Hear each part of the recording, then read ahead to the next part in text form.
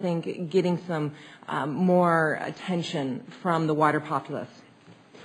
I apologize. I'm being told my time is run out. And I think is staff going to chair, going to take over the emceeing? And I really appreciate all the insights that you're bringing to this commission. Thank you.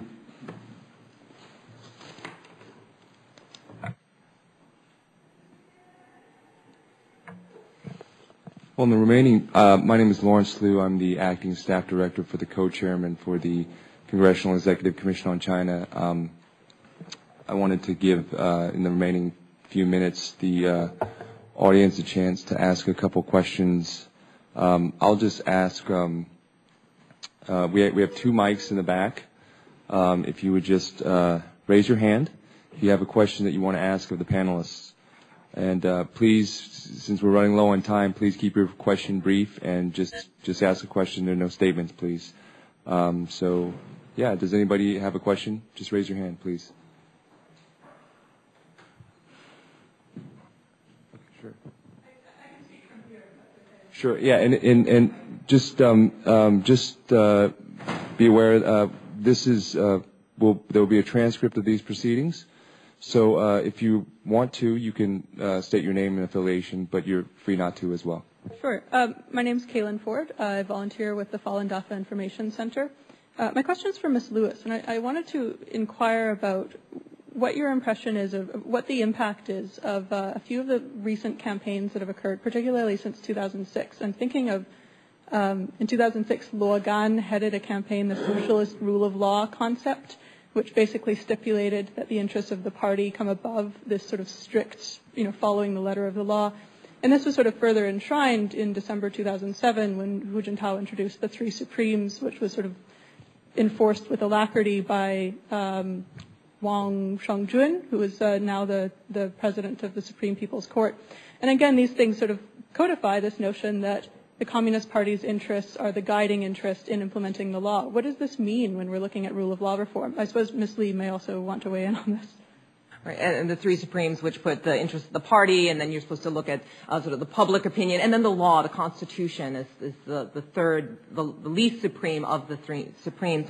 And certainly since the leaving of Xiaoyang, the former president of the Supreme People's Court, and Wang Shenjun coming in, who doesn't have formal legal training either, I think this has shown a shift away from an emphasis on professionalization of the judiciary.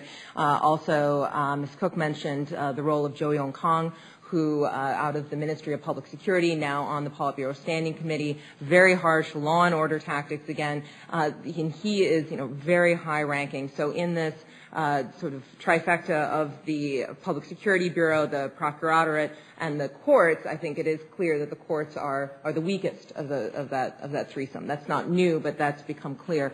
What's also been getting a lot of attention from, I think, the legal academic community has been the emphasis on mediation and avoiding use of the courts for what we think courts do, litigation, and that you should try to nip any problems in the bud. I remember going to a small sort of community center in Xiamen in December, and they were so excited that they were a literally a community without any litigation. And this was something that was so great that every dispute, it didn't have to go to courts. So I do think, outside of even criminal justice, that there is a real emphasis on trying to just clamp down on any problems when they're small, nip them in the bud, and if it's gotten to court, that means it's blossomed into a big problem. That being said, I work with a lot of more on the law professor side than on the activist side, because that's the world that I exist in. And there's a lot of really good, sincere people who want to make the system better. So I think the short term, I'm pretty pessimistic for the climate, but in the long term, I think that there's some really sincere, reform-minded people, and we're going to have to think not 1 year out, but 10 years out or more. But just to remember, in Chinese we say 法治. The translation could be rule of law or rule by law. The government always understood it as rule by law, and we wishfully try to understand it as rule of law. And number two, the Chinese Constitution, even though Article 35 claims to protect the freedom of expression and so on and so forth, but the cardinal principles of the Constitution is to put the CCP, the Chinese Communist Party's rule, on top of everything else. And thirdly, at every level of the judicial system, there's a 法治委员会, 政法委. So the political and the legal committee that make decisions for the courts, particularly on sensitive cases. The trial, all that is just a farce. And then remember the 外交部发言人, the spokeswoman for the foreign affairs for the government, Jiang Yu, recently said, no law can protect anybody who looks to make trouble. All this says clearly, it might be just an illusion for us here to think China has a rule of law reform going on. And very recently, lawyers, legal scholars, these are very prominent people, He Weifang, Zhang Shizhi, Mo Xiaoping, and so forth, have in different occasions said the rule of law or 法治 reform is dead. Okay, thank you. I just want to let you know that because we weren't able to get to general questions until the very end, I'll extend this for another 10 minutes for a couple more questions. If you could please just keep them a little bit briefer. I wanted to give Wei Jing-sung an opportunity to ask a question first, and then we'll let others ask them.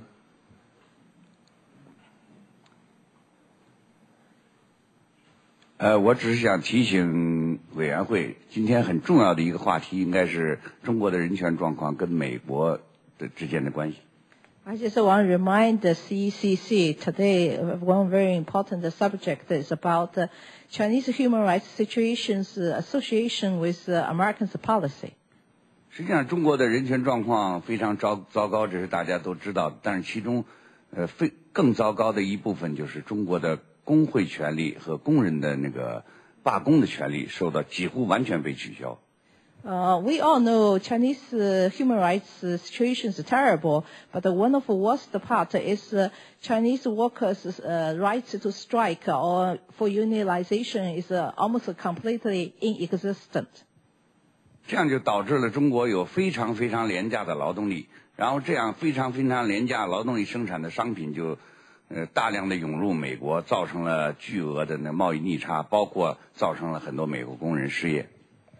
This results extremely cheap labor in China, and which they produce the extremely cheap product which got dumped into United States, and thus produced the resulted the unemployed workers in America. 在这个过程中，我觉得美国的很多企业他们扮演了一个帮助中国政府侵犯人权的角色。 In this process, I'm afraid that American business has been play a role to help the Chinese government to exploit Chinese workers. 理由非常简单，就是他们从中国的廉价劳动力中也获得了很多的利润，他们和中国的政府、中国的企业一起分享这个廉价劳动力的利润。 The reason is very simple because they got a huge profit from those cheap labor, and they share this huge profit with the Chinese government. 从 PNTR 以来的10年，这10年的连年的巨额的贸易逆差，我觉得这是现在美国经济状况不好的一个非常非常重要的原因。所以中国的人权其实和美国普通老百姓的利益是联系在一起的。 Since the time of PNTR 10 years ago, I'm afraid that this trade deficit with China has been getting worse and worse every year, and I'm seeing that the bad Chinese human rights situation is closely tied to the Americans' daily lives. 这个委员会是因为 PNTR 而成立的，我觉得这个委员会有责任努力去纠正这种偏差。CECC is established due to this reason. So therefore, I think this commission has the reason to correct such an error, such a mistake. 谢谢。 Thank you. Thank you. Thank you. That was very, very nice of you. Yes, do we have questions? Okay. Go ahead and speak into the mic, and if you want to introduce yourself, please feel free to do so. 我来自中国北京。